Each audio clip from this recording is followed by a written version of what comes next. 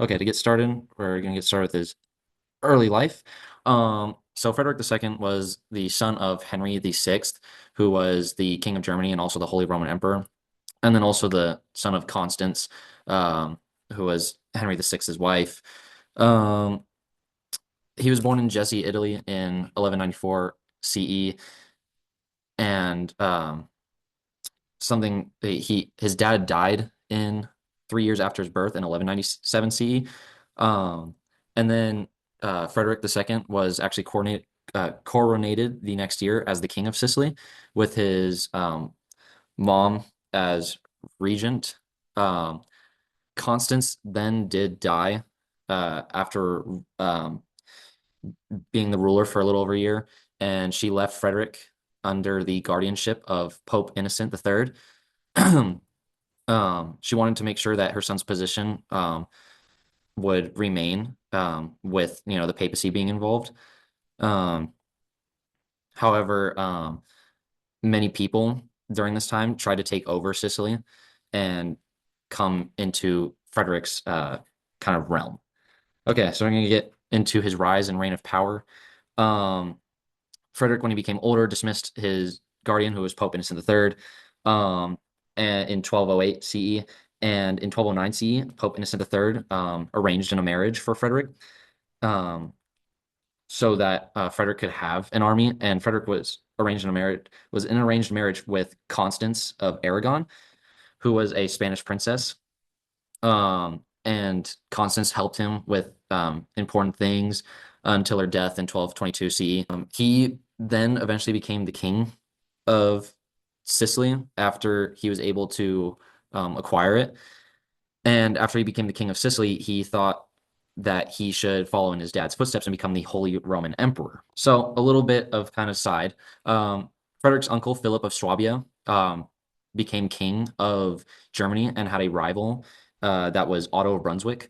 Um, the Pope sided with Otto of Brunswick because they thought that it would be able to separate Sicily from the empire. Um, and Otto of Brunswick would eventually kind of not necessarily take down Philip. Philip was actually murdered by a German lord. Um, and so Otto of Brunswick immediately ascended into that kind of main king role of Germany, and then eventually became the Holy Roman Emperor. Um, but then he started challenging the papacy, which of course Pope Innocent didn't like, and so Pope Innocent excommunicated him. And so this made Otto very weak and left him with almost nothing. So Philip Augustus, which was the king of France at this time, saw this as an opportunity for himself. And so Otto started to invade um, Germany. And so Frederick also wanted Germany. So Frederick talked with Philip and they formed somewhat of an alliance and they were able to take down Germany. And so then, this let Frederick just have Germany to himself. And so he became the king of Germany after Otto's death. Um, and so on the next slide, Pope Innocent III did die in 1216 CE and was succeeded by Honorius III. Um, Pope Honorius III wanted Frederick to kind of pay back for all of the kindness that the papacy has given to everyone, and also asked that Sicily would be separate from the Holy Roman Empire, um, because they didn't want the North and the South to be united under one person, because they didn't want the papal states to be exposed to attacks. Um, so after becoming, so then Frederick became the Holy Roman Emperor after kind of pushing the new Pope Honorius III to make him the Holy Roman Emperor. So he became the Holy Roman Emperor in 1220 CE. And kind of his first act as the Holy Roman Emperor, he put in a new set of laws called Constitutio in Basilica Beati Petri, or its statement at the Basilica of St. Peter, to give insurance to the papal states that Sicily wouldn't be like wouldn't have too much power. He didn't give up control of Sicily though, because he was able to convince the Pope that Sicily would help be able to support a crusade. So the Pope was like, okay, fine, you can have it. Um, but Frederick was actually able not be able to join the Fifth Crusade because he was busy like stabilizing his new territories, and he actually established one of the first state universities in Europe, which is actually the University of Naples. Um, and so this kind of led to a friction in the church. Um, so the Pope kind of saw that Frederick was a little lackadaisical on doing crusades. So the Pope arranged a marriage with Frederick. And this was actually the daughter of King John of Jerusalem. And so um, Jerusalem was not under Crusader control at this time, but the king said that Frederick could not be king of Jerusalem. Um, However, many people believe that Frederick broke this promise and, just said that he was king of Jerusalem. Um, so now the Pope was getting a little frustrated, and with Frederick as the king of Jerusalem, uh, Frederick was um, Frederick decided to head out to Jerusalem now that he was king, and but he had to return because he was taken like pretty much taken down by malaria, and also he was waiting for the birth of um, Yolande's child, which technically meant Frederick could no longer claim to be the king of Jerusalem, but he still did it anyways. Soon later, Pope Honorius III died in 1227 CE and had a successor, Gregory the Ninth. And Gregory the Ninth wasn't very willing to give Frederick any chances. And so Gregory actually excommunicated um, Frederick because he wasn't fulfilling his crusader vows. And so Frederick actually spoke out against the church and said that it wasn't doing anything right for the religion. And so, him being mad at this, Frederick actually set forth to the Holy Land in 1228 CE, which started the Sixth Crusade. So Frederick started talking and communicating with the Sultan of Egypt, Al-Kamil, and Al-Kamil was actually the nephew of Saladin, who took over Jerusalem for Islam. But he was willing to go against this because Al-Kamil wanted to extend his authority beyond Egypt. So to do this, he also needed to fight his brother Al-Muazzam, um, which was the Sultan of Damascus. And so Frederick, who after being excommunicated, he also needed peace.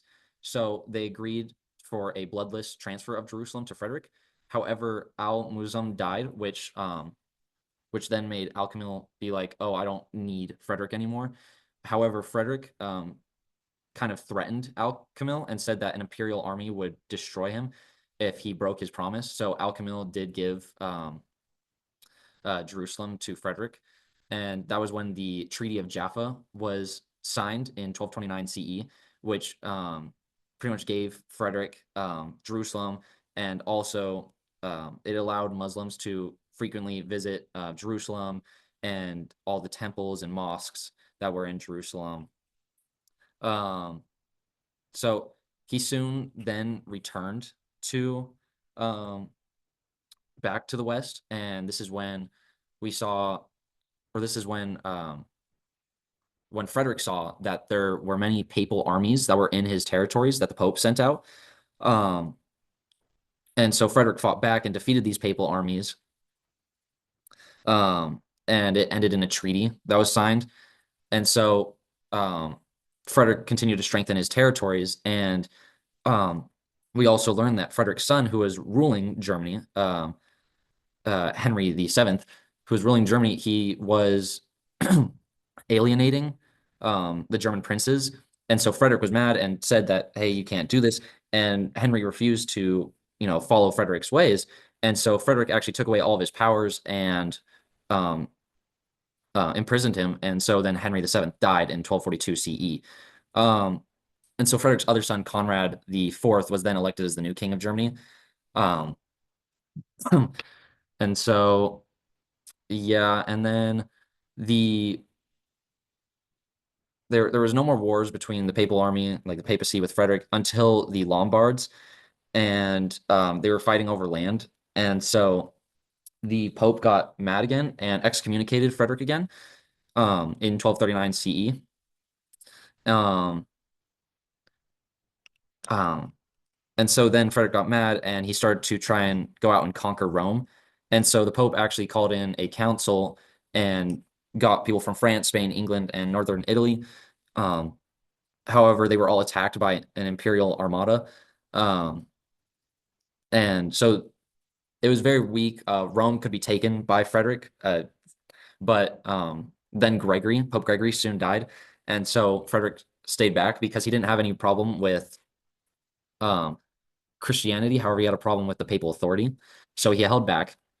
During this time, though, the Mongols showed up and they were threatening Frederick. However, Frederick pretty much ignored him because he knew the Mongol way, and the Mongols retreated after they heard of their leader's death.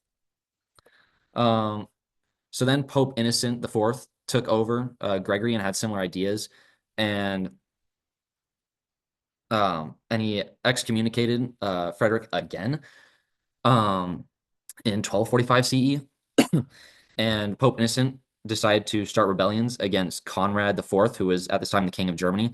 And it was initially successful. However, Frederick strengthened his stuff in Germany and pushed back on these papal armies. Um, and also, Innocent the Fourth tried getting people to go against Frederick and calling him a Muslim-loving emperor. However, the true reasons behind this was so that um, there could be more power to papal authority.